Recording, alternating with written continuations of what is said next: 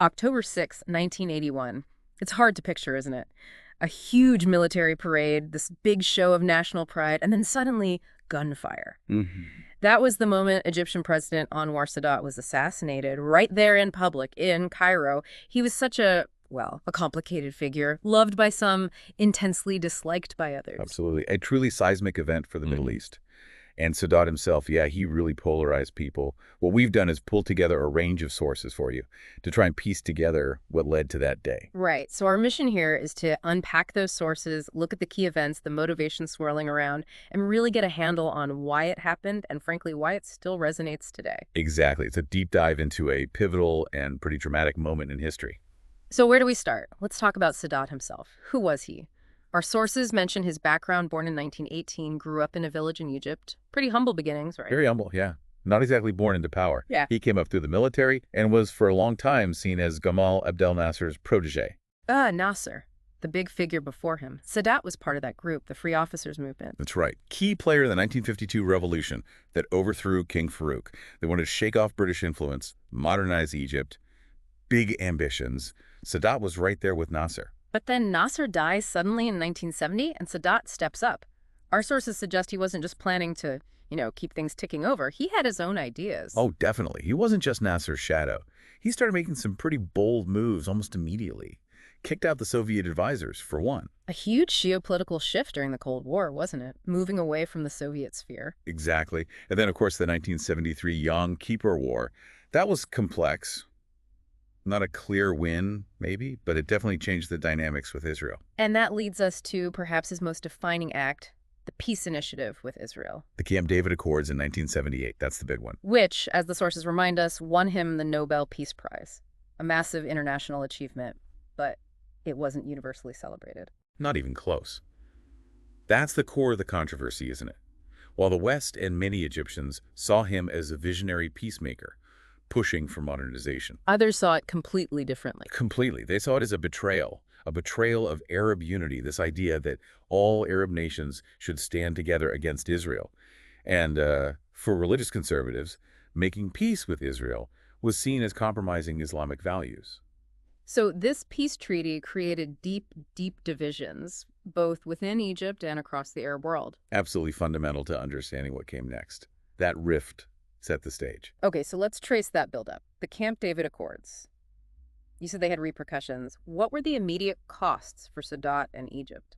Well, internationally, the backlash was fierce. Most of the Arab world condemned it. Egypt actually got kicked out of the Arab League. Wow. So politically isolated? Very much so. Yeah. Sadat went from being a leader in the Arab world to something of a pariah among his former allies. That's a huge price to pay. And what about inside Egypt? Oh, is everyone on board with his vision? The sources mention growing problems domestically, too. Yeah, things were getting tense at home. His economic policies, this push for liberalization, opening up the economy, didn't work out for everyone. How so? Well, it seems it led to a bigger gap between the rich and the poor. More poverty for many, while a small elite did very well. That kind of inequality breeds resentment, Makes sense. Economic hardship often fuels political anger. Precisely. And opposition groups, particularly Islamist groups like the Muslim Brotherhood, they tapped into that discontent. And Sadat's response wasn't exactly subtle, was it? The sources talk about a crackdown. No, he came down hard on dissent. He arrested members of the Muslim Brotherhood, other Islamist groups, tried to silence the opposition. But did that work? Or did it just push them underground? Well, that's often the risk, isn't it? Yeah. Driving dissent underground can make it more extreme, more determined. It seems his actions, intended to maintain control, actually hardened the opposition against him. And then came what our sources call the final straw, September 1981, just weeks before the assassination. A huge wave of arrests. Massive. Over 1,500 people arrested. Yeah. And it wasn't just the Islamists this time. Who else? Communists, intellectuals, journalists, even moderate critics. Basically anyone who voiced opposition. It was a really broad sweep. So that must have unified the opposition in a way, right? Seeing Yeah. him as becoming more autocratic. Exactly. According to the sources we've looked at, that crackdown really solidified the determination of those planning the assassination. It painted Sadat as someone who had to be removed. Which brings us, tragically, to October 6, 1981. The military parade in Cairo. It was commemorating the Yom Kippur War, ironically. What was the scene like, according to the sources? Well, it was supposed to be a celebration, military bands, flyovers, Sadat on the main reviewing stand with other officials, a display of strength and unity. And then chaos. The sources describe a military truck just stopping unexpectedly. Yeah, pulling out of the procession, stopping right in front of the stand. Then Lieutenant Khalid Islambouli and three others jump out, armed. Grenades first. Grenades, then automatic weapons fire. Directed straight at Sadat and the people around him. It was incredibly fast, incredibly brutal. Just sheer terror breaking through the ceremony. Utter chaos. Security eventually reacted, but the damage was done. Sadat was hit multiple times. He died soon after reaching the hospital. And the attackers, who were they confirmed to be? Members of a group called Egyptian Islamic Jihad, an extremist Islamist organization. And our sources mentioned a chilling connection here. Ayman al-Zawahiri, later of al-Qaeda fame, was involved with this group. Yes, he was a key figure in Egyptian Islamic Jihad at the time. It shows the kind of radical ideology driving this. Islambouli, the lead assassin, truly believed Sadat had betrayed Islam and Egypt, especially with the peace treaty. And they showed no remorse. The sources mentioned their trial. None whatsoever. They claimed they were carrying out God's will, punishing Sadat for his sins. It's quite stark. They were eventually executed, of course. A shocking end. What happened immediately after? Egypt must have been reeling. It was a massive shock. Vice President Hosni Mubarak took over almost immediately, And the first thing he did?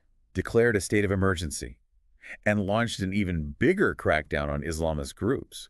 That state of emergency tragically lasted for his entire 30-year rule. So the assassination directly led to a more repressive era under Mubarak. In many ways, yes. The security clampdown became a defining feature of his presidency, shaped by the fear of extremism that Sadat's assassination stoked. And looking beyond Egypt, the U.S. and Israel lost a key partner, didn't they? A huge loss for them. Sadat was their main ally in the region, pushing for peace, their main point of contact. His death threw everything into uncertainty. It forced a lot of Arab leaders to rethink their positions, too, in an already pretty fractured landscape. Now, the official story points clearly to Islambouli and Egyptian Islamic Jihad, but our sources do mention, well, other questions, alternative theories that still float around. Yes, there are definitely lingering questions. One major one is about security. How did armed men in a military truck get so close in a high-security parade? It raises suspicions, about possible complicity. Inside help from within the military or security services? That's the theory. Was it just a catastrophic failure, or was there something more deliberate? The sources indicate these questions were asked right from the beginning. Interesting. What else? Any theories about outside forces? Well, Sadat had plenty of enemies outside Egypt, too, because of the peace treaty. Some theories speculate about involvement from other Arab states, or maybe even non-Arab powers who oppose the Egypt-Israel peace. It's mostly speculation, though. And we touched on the economy earlier. Do the sources suggest that played a role beyond just creating general discontent? Some analyses suggest the worsening economic situation, the poverty, the inequality, it created fertile ground. Extremist groups could exploit that desperation and anger to recruit people and build support for radical action, like the assassination. It's part of the context. And finally, there's the idea about Sadat himself, that maybe his own style of leadership contributed. Yeah, that comes up too.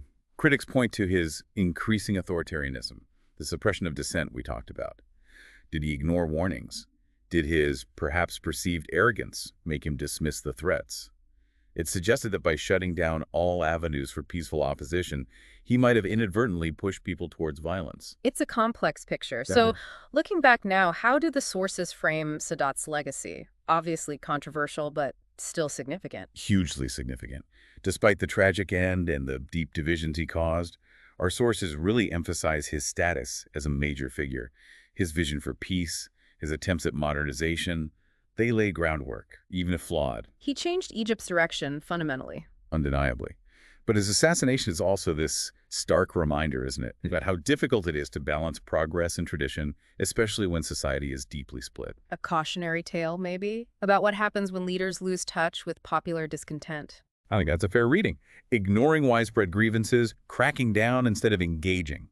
It can have explosive consequences. So, wrapping this up, it feels like Sadat's assassination isn't just history. It's a lens, really. A lens on leadership, on extremism, on the incredibly difficult path to peace in the Middle East. Absolutely. And the fact that Questions and alternative theories still exist, as our sources show, just highlights how complex and resonant this event remains. It keeps his story relevant. It really does, and it makes you think, doesn't it, about how these moments of intense political violence can completely alter the path of a nation or even a whole region. What lessons can we actually draw from Sadat's story for today as we still grapple with balancing peace, progress, and very different values within societies? That's the crucial question, isn't it? It's a powerful reminder of just how high the stakes can be.